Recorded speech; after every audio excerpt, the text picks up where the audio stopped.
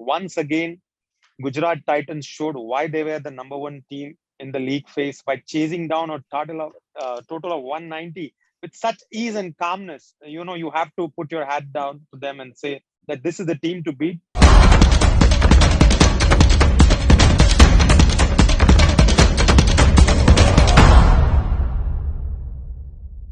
Hello, everyone. Welcome to Straight Bat with Gulf News and Mr. Cricket UAE Anis Sajan. We are supposed to have with us a Rajasthan fan, Ram Ganesh. We'll pick him up as we go along. But right now, with us, with me and Anis, we have Satish, aka Satish, that is our sports editor. Now, we are here to discuss Gujarat Titans entry into the final. Anis, tell us all about it. Thank you, Sham. Hi, Satish, and hello to all the gorgeous people of Gulf News. Once again, Gujarat Titans showed why they were the number one team in the league phase by chasing down a total of 190 with such ease and calmness. You have to put your hat down to them and say that this is the team to beat. And mind you, I'll be very honest, at the end of the first innings, I thought this will be a tough target to chase. But the way they have, paced their innings, when it comes out, it looks good, but they have made it a habit. And Miller, once again, along with Pandya, showed how to chase targets back till the end. They played like the MS Dhoni style. Satish, Gujarat never looked in any kind of trouble at any phase of the chase. How do you describe the chase? It was a calculated chase, Sham. Actually, it's a very good wicket. If you look at the way Rajasthan batters, especially Sanju, the way he came and played, that showed there was nothing much on the wicket. So actually, I would say in hindsight, it's an underpass score. And thanks to some horrendous fielding display by Gujarat, Rajasthan managed to score 188. Otherwise, the Butler at least had 3 chances and some horrible misfielding. But for those, I think the last 4-5 overs, Rajasthan got some 63 odd runs. That showed that there is nothing in the wicket. So it was should have been a much easier chase. Only thing is Gujarat, again, just the way they fielded and made it difficult for themselves. Last 4 or 5 overs, they scored about, before that, 18 runs. I think they scored about 34 runs in 4 overs when they were well ahead of time. And then they made it difficult by keeping the 16 run required for the last over and won it with ease. So they gave a much more good game than what it should have been. They could have played it better. But on the whole, it's a wonderful display by Gujarat. But they could have done it much more easier than what it is if they had paced the innings slightly better, especially with just 3 wickets falling. Anis, we have always said that Rajasthan was heavily reliant on Butler, but today we saw some Sanju Samson and Padikkal carrying the Rajasthan batting when Butler struggled. Your impressions on the game? Yes, you have to say that he was going through that lean patch in the last 7 games. So he had to dig himself in. And the wicket initially was sticky. As much as Satish is saying that it was easy wicket, I felt the wicket was not that easy coming in to bat.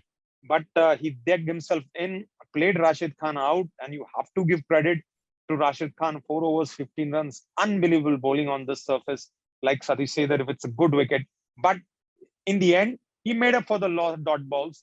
And he was probably 90 or 50 balls. I think in the beginning of the innings, he was 30 of 31 balls. And then he finished with 90 from 55 or 60 balls. Yeah, 89 from 56 balls.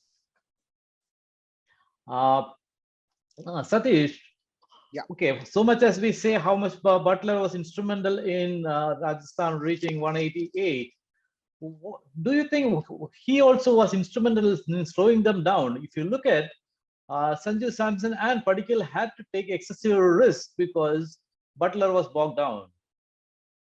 Cham, Butler was not scoring. See, I have been telling for the last few games, if Butler doesn't score, Rajasthan doesn't win. Here also, Sanju played a brilliant knock of 47 from some 20, 25 balls, 26 balls, whatever that be. He should have continued. There was no big knock from him. And the ease with which he was batting, that happens. See, Butler was out of form. He was not getting his time. But if you look at that, Sanju, wasn't he forced into playing that because the previous 3 overs, they hardly got anything out of Rashid Khan. Yeah, but only Rashid Khan is the main bowler. Just the way they Butler was clueless against Rashid Khan. Yeah, True. Butler was clueless, and yes, last he finally made up. And again, if they had taken the catch, especially Hardik Pandya, the way he slipped and fell, it was a straightforward catch. If he had taken that catch, Rajasthan wouldn't have even scored 160. If you look Yeah, at true. last 5 overs, 63 runs, of which I think 50 odd runs were scored by Butler. So I think in a way it helped because he was there till the end at least. So Sanju or somebody, Devda Padikkal, who was also playing very well. So they should have at least stayed for a longer period of time and asked Butler to go on the offensive instead of the other way, because these guys are getting the timing right. Anis, do you agree Butler could have turned it on at that point because he was struggling? I'll be very honest, Sham, I wouldn't like to take this credit away from Butler. This was, I would say, a very good knock. As we are saying that it was not easy to play Rashid, but even Sanju was not able to hit him out of the park. So we have to give credit to Butler. We might now feel that because they lost the game, they won the game, we wouldn't have been talking this. But the fact remains, 190 runs plus the 20 runs saved by RR in the field. They almost saved almost 15 to 20 runs. So it was 210 runs. So you have to give credit to the Titans that they pulled this chase off. Honestly speaking, at the start, the win predictor said 70% RR is going to win. So this is where, when credit is due, you have to give it to them. I know they could not pull off a chase against Mumbai. They faltered in the last over against Mumbai. But that's the beauty of this T20 game. But as long as you're in control of the game, scoring 16 runs is not easy. Today in this day and age, people score 16 runs, but they were all length balls and out of the park. Satish, the RR bowling was also done in by bad form of Ashwin. McCoy. He had McCoy and Ashwin, both of them let Rajasthan down today. Yes, I mean, as much as Sahal did pull it back, in fact, he pulled them back into the game. I think Ashwin gave the game away. Yeah, true. He was absolutely out of form today. And from what we saw, he has been bowling very fast. Maybe, this is the way he was bowling on the Mumbai wickets, which was worn out wickets. So the same rhythm he must have continued. But there, the wicket was already weary wickets. It could have helped him. It could have bounced. He would have got those extra bounce. That is pretty unusual from somebody of his experience, isn't it? Absolutely. Absolutely. Yeah. He should have pulled it back, or somebody should have told him. Instead, I think the problem was the first over he came into the power play overs, and I think he was hit for some 17 runs by Gill, some brilliant shots he played. So I think that's where he was not able to get his rhythm in, because he knew that he has already given a lot of runs, so he was under pressure. So that way, the pressure made him bowl a little bit more faster, which could happen to any bowler. Anis, I thought Gujarat was never under any pressure at any point of time, although they lost Wriddhiman Saha pretty early in the innings. And I think a lot of the credit should go to Hardik Pandya, the way he held the innings together. He covered all the risks. They were scoring boundaries and less sixes, but still they kept the scoring around 9 runs per over. Tell us about Hardik Pandya's influence in this team. You know what? As much as credit I want to give to Hardik, but the power play was well utilized by Gujarat. In 6 overs, they were almost 60 plus. So which is where they were not under pressure. They were ahead of the rate, like you mentioned in the beginning. They were not behind the rate. When you are chasing a target of 190, and if your power play is weak, where you scored 30, 35 runs and you're already 30 runs behind, then you have to do that catch-up thing. In the case of Gujarat, they were already 20 runs ahead. When I say 20 runs ahead, is that they did not have that pressure. And they were managing to get one boundary or 7 or 8 runs of the over. So in that way, if you see, the run rate never went above 12. Maximum what I thought, it went around 11 and a half, if I'm not wrong. Sure. And that is the reason they could pull this off. And when the wicket became easy, I know we have to give credit to Gujarat again and again. I will say, pulling off run chases in as good as a knockout game. You hats off to the Gujarat, and they have done it time and again in this tournament. Correct. And Sham, Ram Ganesh has joined.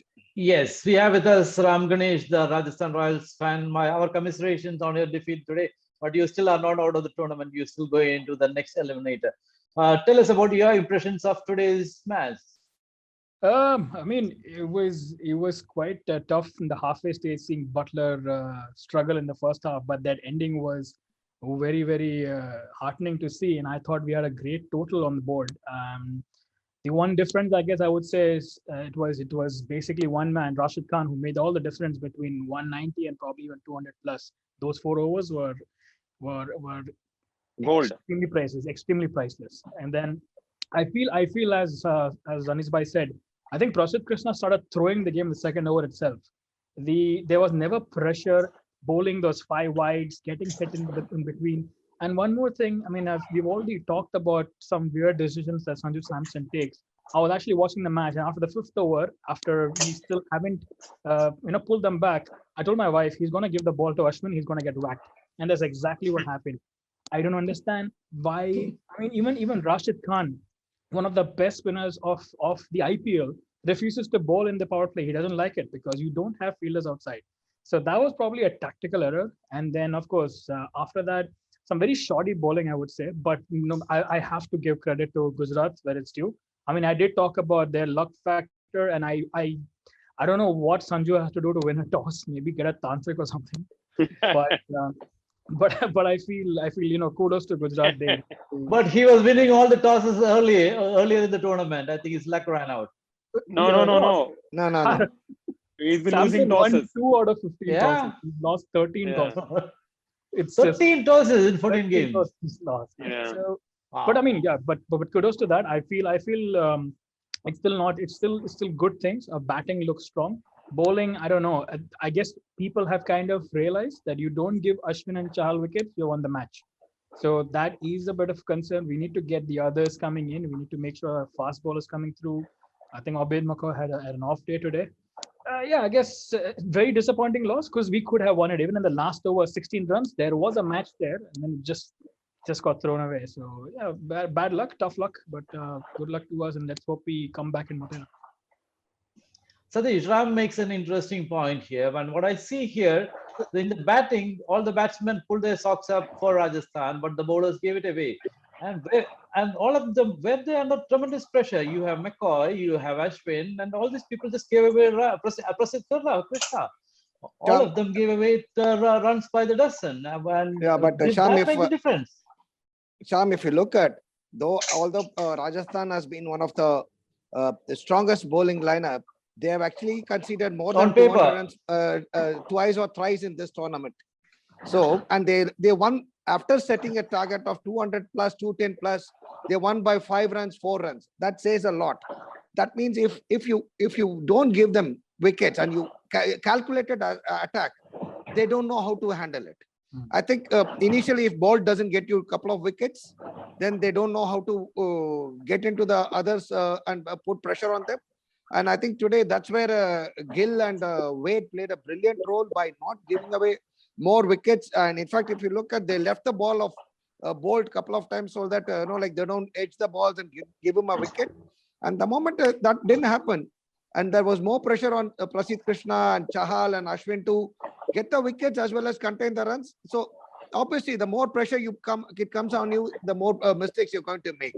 I think it was a brilliant game, mental game played by Gujarat, well calculated chase, and I think they would do that because they know that somebody like Tewatia can come and hit 3 sixes in the 3 balls and even 18 runs in the last over is possible. Even Rashid Khan too. Rashid Khan for that matter. So they have been there and won many of those close games from absolutely from losing stages. So that confidence must have helped them to chase 180. So I think for a debutant team, this has been a wonderful performance. And as we have been talking about, it's been a complete total game and each one knew their role pretty well and then they executed their roles well. Only thing is now the fielding in IPL is becoming more like a farce. I think that has really, put a big blot on this. But Rajasthan did better. Rajasthan did very well for that matter. They saved some very good force, as Anis Bhai would have said that they would have saved at least 20 runs. Rian Parag, Hitmayer, all those guys. On the other hand, Gujarat gave away at least 20 runs 20 by runs, yeah. bad fielding, True. and 3 catches where this is not done for a champion team, and this is not just Gujarat. I've been seeing this entire IPL. If you calculate the catches must have been the worst in this entire history of IPL so far. Okay, the last round of questions here. Anis, Rajasthan make a mistake here by choosing Prasidh Krishna for the last over? Because normally it is Obed McCoy who used to bowl the last over. This time Prasidh Krishna came. If you look back, Obed McCoy gave only 7 runs in the penultimate over, whereas Prasidh Krishna got hammered for 3 sixes in a row. So swapping those 19 overs, 19 and 20, would that have made a mistake in your book? Not really, Sham. Generally, you try and kill the game, and that's what I would say Sanju Samson did. Had Prasidh Krishna bowled earlier and only 7 runs required in the last over, you would have been saying that why McCoy did not bowl. Yeah, But correct. Match would have been over by the 90th over. Yeah. So No, but there's a the thin trend is line. You to- see, Prasidh Krishna also bowled a maiden over in one of the games against Delhi. So you have to give credit. But today, I mean, as much as we try to debate the mistakes here and there, you have to give it to Gujarat Titans that they played their, while batting, while chasing the game, they played their A game. They might have not bowled well or not fielded well, but barring Rashid Khan, the chase by Gujarat was a difference in between the two teams. Yeah, and at no point I felt they were going to lose the game. At no point did I feel. Yeah, which is why I say that they had the chase under control throughout. No, but Sham, I was actually surprised when they came into this close, because for 16th over they were well ahead of the run rate. Suddenly they slowed down for some strange reason. Yeah, 3 7 overs runs, in a 9 row, runs, 7, 11 6 and 5. 3 overs. 7, 9, 11, 7 in 4 overs from 16, 17, 18, 19. Yes. When you have 7 wickets, you could have tried actually. But anyway, nevertheless, they won it. But if they had not, then maybe those 3 overs would have made a big difference there. All right, here, Ram, before you go away, tell us what are your, what do you think you fancy your chances for the next eliminator? I mean, yeah, that is the eliminator. Whom do you want to play? Whom do you want to play? Who do I want to play? I think I would like to play LSG. We've got them. I think we've got over them twice this year. So hopefully we can just continue that trend. That's good thinking. What about RCB? If you get to RCB, what happens? RCB, no, we did lose against them, so I don't know. With the form Dinesh Karthikeyan, he wants to prove a point that I am back now. So I don't know. I don't want to take that chance. Plus, Virat Kohli is tracking back form, so they look like a bit of a side that is on a roll. And you never know. Given the chance, he would want to make a point. They are more driven. LSG, I mean, end of the day, they've captained by Rahul, who is got the tendency to not perform as well. Another Samson. Another Samson. So I'm hoping that in that situation, I know Anis Bhai is a big fan of Rahul's captain. I know. But Anis Bhai, now he's going to be the India captain as well. That's the worry. Anyway. In a nutshell, I would like to. I think we had the vote over LSG. I think that's a team I would like to face, and hopefully come back in the finals and take some revenge. The bigger worry with Rajasthan is they win 2 matches and they don't lose 2 matches. That's been a kind of pattern here. So before we go away, Anis, let us know about the contest.